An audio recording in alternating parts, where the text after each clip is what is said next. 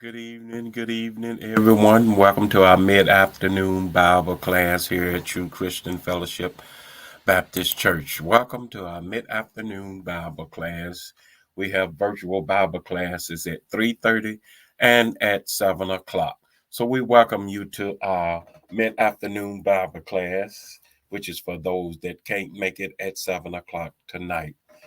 And in our Bible class, we've been dealing with the raining season. And so we did uh, series one last week, and we're going to refresh ourselves and then go into series two of the raining season. So come on in and let's talk about the raining season. We ain't talking about that rain that you can see with your natural eyes. We're not talking about that rain that you can feel with your sense of feeling, the one that you can taste with your sense of taste, touch with your sense of feel, hear with your sense of hearing, smell with your sense of smell. Those are the five senses that are physical that we have. But there's a sixth sense, that spiritual sense. And so it's spiritually raining in our lives. And we want to be able to pick up on it and be a part of this raining season where God is pouring out his spirit upon our sons and our daughters, upon us all. All right. And so last week we talked about prepare, plant, water, and increase. We got to prepare, just like the gardener who's out there doing his plants and doing his field. Good evening to my cousin Sharon. God bless you. Good to see you this day. The gardener has to go out there into the field. He has to do some work. He has to get dirty. And so he begins by preparing. Sharon was too small, but our grandfather, Uncle Daddy Munch and Mother Essie, they had a field. We used to have to go out there and chop cotton. We had to go out there and pick the okra. We had to go out there and dig up the potatoes, the peanuts. And so they had us out there working. And so you had to get dirty. And but the preparation part is where you got to do some pruning, breaking that fallow ground, burning up some of the weeds and stuff, getting it prepared for the planting. And so we used to have to get out there. Most of the time, he had a tractor. We had mules too that dug up the ground sometime. But all of this is part of the preparing to put the seeds down. And then once you got the ground prepared, then you begin the planting. Good evening, Sister Martha Irby. God bless you. Good to see you this evening. After you got the ground prepared, got your garden all prepared, your little flower bed, then you got to plant your seeds. And part of the planting is you've got to put them a certain distance apart. There are some seeds that grow in the shade and some that grow out in the sun. And so you have to put them all in the right place. Some go deep and some not so deep. All that's part of the planting. And then there is the watering. That's where you got to give some water to it, but you can't give too much water. You can only water a certain time of the day because if it be too hot when you put the water out there, you could kill your plant. So all the watering, the planting, the preparing, all of that is part of what we as different men and women of God are doing for the seeds that God has put here. That's why Paul said Apollos and he planted and I watered, or vice versa. We all got a part in this. Somebody prepare, somebody plant, somebody water. And then it's God that gives the increase that Paul said. In other words, he don't leave that part to us. Why? Because we too biased. We might say, I'm going to increase my family and not your family. I'm going to increase my brother and not your brother. I'm going to increase my people a little bit more than your people. That's why he took us completely out of the increase. God gives the increase. And so that was our series we talked about last week. And so today we're going to go on a little further into this raining season, into series 2, which is our spiritual sense. That's what we're talking about. That's what we've been talking about in our morning service, about the pouring down of the Holy Ghost, the Spirit of God upon his people. There's a spiritual pouring and raining in our lives, but you ain't going to be able to see it with your natural eyes, natural feeling, taste, and smell and hearing. Nope, those are limited. But that spiritual sense, it has no limit. It can smell things that the nose can't smell. It can see things that the eyes can't see. It can hear things that the ears can't hear. So we want to start tapping into that spiritual sense. We've been carnal minded too long. It's time to get out of the earthly and get into the heavenly, that spiritual heavenly rain. So this is the raining season. And Paul talked about in Hebrew 11:3 about the things which appear were made by the things which don't appear. So you see all these things in this world, all these things around here. Whatever you see, it was made by what you don't see. That's where the power is at, in what you don't see. So the greatest rain in our lives is that spiritual rain, which we cannot see. Colossians 1:16 talked about that spiritual sense. Talks about how God has created all things, both the visible and the invisible. So those things that are not visible, that's where the power is at. Colossians 1:16. Let me see if I can get my Bible here. Colossians 1:15-16. Let's pull that up. Let's check out our Bible here. Colossians 1:15-16. And that it says there in verse 15, who is the image of the invisible God, the firstborn of every creature. He's invisible, y'all.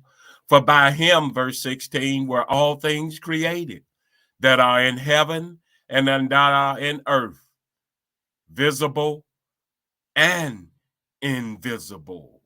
You see, there's some things down here happening in our world that we can't see. There's some invisible things that are going on spiritually that we can't see. And so we got to get into that spiritual sense where we can tap into that. Now, we talked about how the gardener prepares plants and waters in the physical realm of life. Okay, now let's take this to the spiritual realm of life. Let's go into the preparation on a spiritual level, spiritually preparing. We talked about how physically he go out there and break the ground. He go out there and burn up stuff. He prunes and all of that, gets his hands dirty. That's physically. Where there's a spiritual also, where he goes out there and does a preparing. Spiritually, people need you, the men and women of God, to get them prepared for what's about to come in our lives. We're in the last days. We need to get people prepared for the last days. We fight not against flesh and blood. We need to get people prepared for this war. They got to know how to put on that armor that God has prepared for us, that we may fight this battle. So spiritually, we got to handle people delicately. Don't be too harsh on them. Don't push too hard.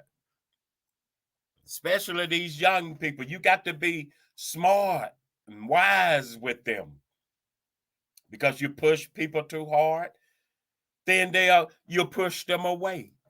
That's why the Bible said, with love and kindness have I drawn you. So spiritually, as you prepare, you got to use love and kindness as you deal with people. That's why he said, be humble as a dove, because people are going to fight against you. They ain't going to want you to say nothing to them, but you got to be humble. They're going to get on your nerves, but you got to be humble with them, because it's through love and kindness. Love can reach where force can't go. Love can touch the heart. So we got to be delicate and move in love and kindness as you prepare. And you got to be careful, because the physical gardener, when he preparing, if he mess up the ground or something, he can go back out there and start all over again. But it ain't so easily when you dealing with the minds of people. You mess up, it ain't easy. Some people don't want to talk to you no more. They don't want to deal with you no more. You hurt them, and therefore they shut you off. So you got to be careful how you spiritually prepare people for this raining season, for the pouring out of the Spirit of God upon people. Be careful. So that's the spiritual preparation. You must use love and kindness. Be delicate. Walk in love. Be humble as a dove. And then the next one is spiritually plant. We talked about how the gardener gets out there. He plants the seeds physically into the ground in different positions, some deep, some not so deep, a certain distance apart. The gardener understands that spiritually, we got to understand that everybody has their own lane. Be careful how you putting people together that can't work together. Everybody can't work together. And so we as spiritual planners got to be careful how we putting people together, seeds together, minds together, that don't click. So you got to understand that. Wait a minute, I can't put them two people together. They at war. No, And so we got to be careful how we put people together. Know how to plant people in the right position. Be careful putting people in position and they ain't prepared for it. And so you done promoted them too soon and they fall apart. But also you got to be delicate. Sometimes you got to allow people to try when they not ready. That's part of it, of allowing people to try that are not worthy. That's how they grow in potential. That's what Jesus did to Peter. Let's go over here and look at Peter did. Jesus did this with Peter. Peter and the disciples were in a boat, and they looked up and they saw what they thought was a ghost walking out on the water, and they became afraid. And they were afraid. And so over here in Matthew 14 and 26, we're going to look at what happened, what Jesus did in this situation. Matthew 14. Let's look at it. I thought I had it. Yeah, there you go. Matthew 14 and 26. It says, and when the disciples saw him walking on the sea, talking about Jesus, they were troubled, saying, it is a spirit. And they cried out for fear. But straightway Jesus spoke unto them, saying, be of good cheer. It is I. Be not afraid. Now watch this here in verse 28, what Peter did. So Peter answered him and said, Lord, if it is you, bid me come unto you on the water. Let me walk out there on the water. Right here at this stage, a lot of people will say, no, you can't. You shouldn't. You're not able. You're not ready. And Peter wasn't ready. But did Jesus stop him? No.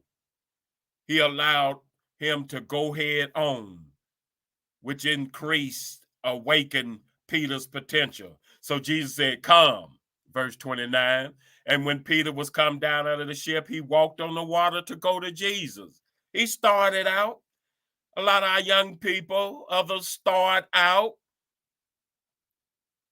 But verse 30, sometimes along the way, things get a little difficult. The wind got boisterous. He became afraid. Sometimes as you step out into your ministry, it looks like it's too much for you. Did I step into too much? And like Peter, you begin to sink. And so he cried, Lord, save me. And what did Jesus do in 31? Immediately Jesus stretched forth his hand and caught him and said unto him, O thou of little faith, wherefore didst thou doubt? He knew that Peter had little faith, but he gave him that opportunity. So give people the opportunity. Let them know their potential by getting out there and trying to walk that water. Try to preach, try to teach. We got to give them the opportunity like Jesus gave Peter that opportunity. It might would have killed him spiritually, mentally, if he said, no, you ain't ready. Stay where you at. But no, he allowed him to get on out there. And that's what spiritual planting is all about, allowing people to get out there. Allowing, putting that seed, giving that seed a chance to see its potential. So Jesus knew he wasn't ready at that time, but he allowed him to get out there. And so as he grow, then he'll be able to walk that water. He'll know where he failed at. Jesus told him his failure was in the fact that he doubted. And so next time he began to walk the water, he know he got to get rid of doubt. He know he got to increase his faith because his faith was little at this time. So that's what we allow our children and others to get out here and try. I can do all things through Christ, which strengthen me. So allow people to try and get out there. That's part of our spiritual planting to awaken the potential in people of what they can do. And then spiritually planting, you also got to spiritually water.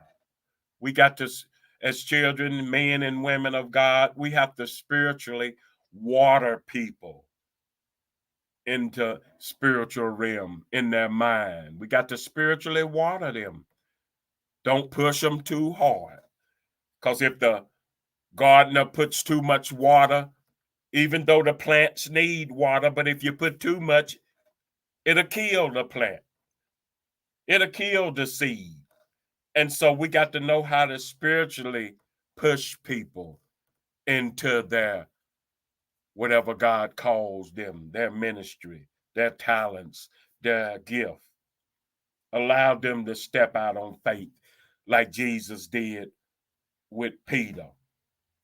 Wasn't ready, but he still watered him in the right way where Peter can take his experience and then next time know what to do. A failure doesn't mean you got to stop. No, keep trying. Keep trying. That's what we got to do. That's how we keep growing. So it's this spiritual sense that we got to tap into to help people to grow in the word of God, in their talents, their gift. But we got to operate with a spiritual sense. And that's what that comforter that Jesus said he would send to us that spirit of truth. It would lead us and guide us. It show us how to deal with people.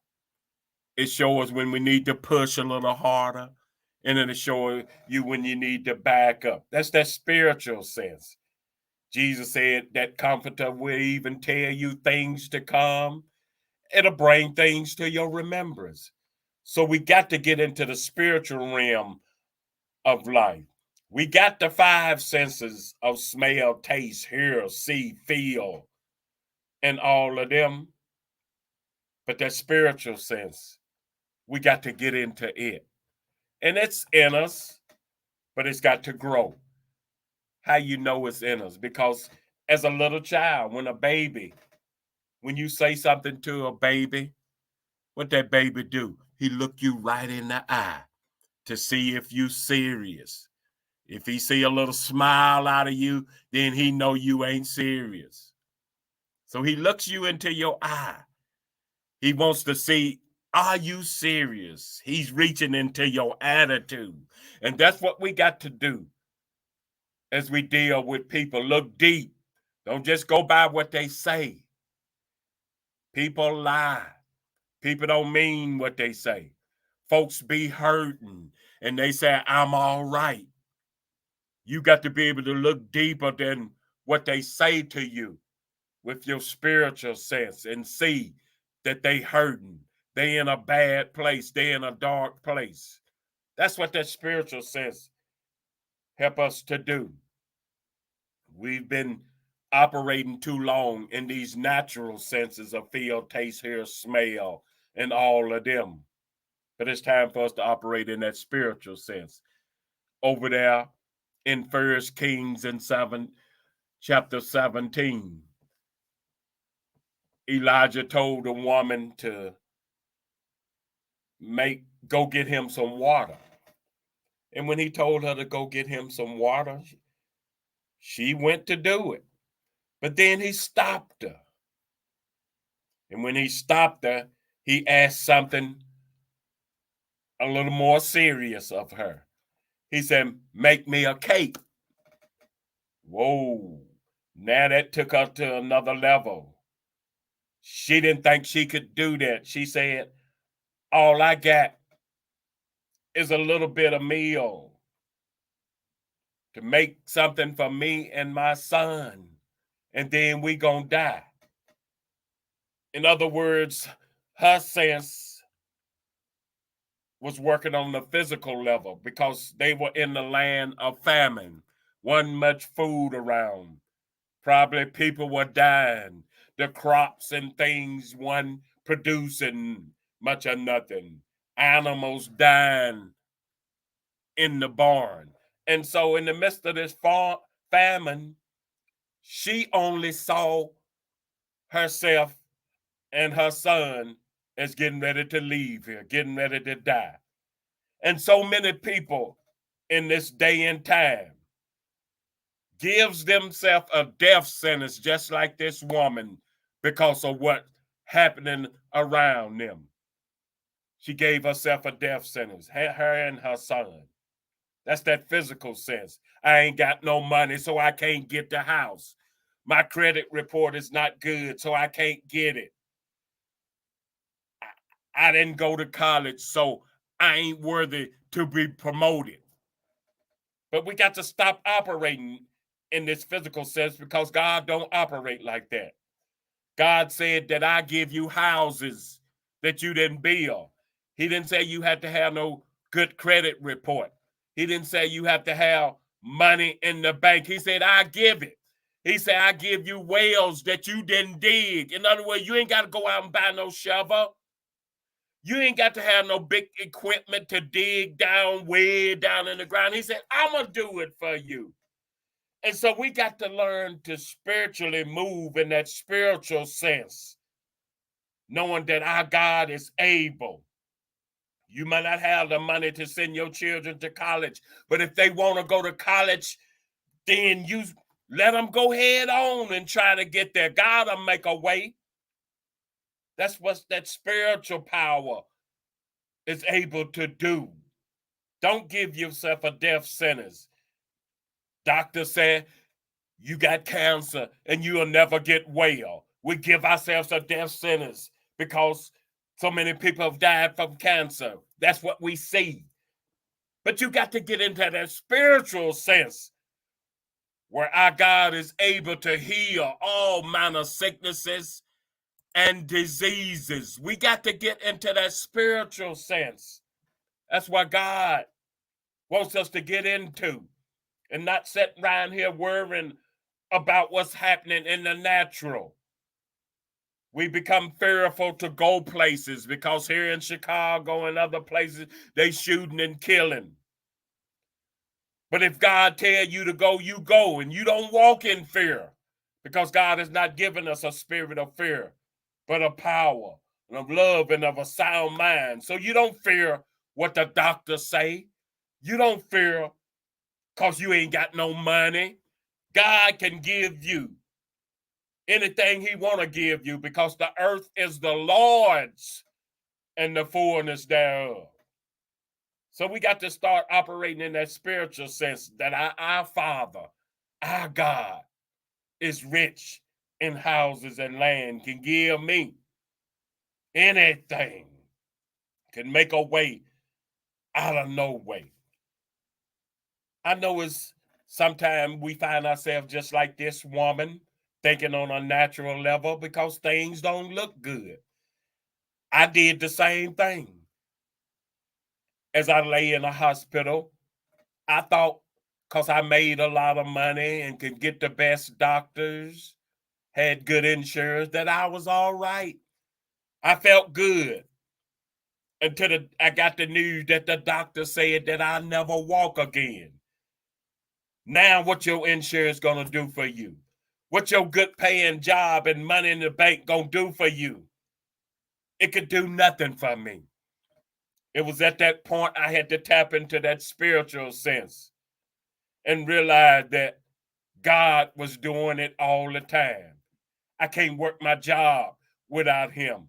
I can't go to work every day without him. I can't take care of my family without him. We need to tap into that spiritual sense and know where the source of all resources is at, and that's in God. And when I begin to tap in that spiritual sense and put my life into his hand, then he showed me that spiritual power to enable a paralyzed person to walk again. The doctor said I never walk, but here I am 30 years after, still walking and running. Ain't God good?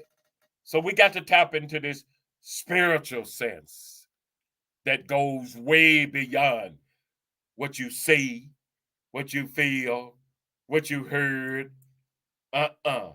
There's no limitation to the Spirit of God. So we got to get into that spiritual sense. It'd even help you when people try to get over on you. Over here in 2 Kings 5:20, Naaman came to Elijah. Elijah healed him, told him what to do to be healed of his leprosy. And so he came with gifts to give to Elijah. And Elijah said, no, I don't want nothing. And ain't that the way Jesus taught us? Freely you receive, freely you give. Why is it all of these churches and all that, but they want everybody money all the time? But Elijah said, no, I don't want nothing. And so as Naaman was heading back home, Elijah's servant saw what went on. So he sneaked behind Elijah's back and caught up with Naaman and said, my master, he wants some stuff now. He was lying. He wants them. So Naaman gave him some stuff. He took the stuff. Then he went back to Elijah and he laid that stuff aside while Elijah couldn't see that stuff. And then he went to Elijah. And when he got to Elijah, Elijah said, where you been? I ain't been nowhere. Lying. He said, man, my heart was with you when you went there and took all of that stuff. That's that spiritual sense. So let you know when people are lying to you. You lying to me. because he lied to him, Elijah cursed him with leprosy. That leprosy that he just healed of Naaman, he put it on his servant Gehazi. Don't try to lie to God, to the men and women of God, because when you're lying to them, you're lying to God. It's that spiritual sense. It know something ain't right.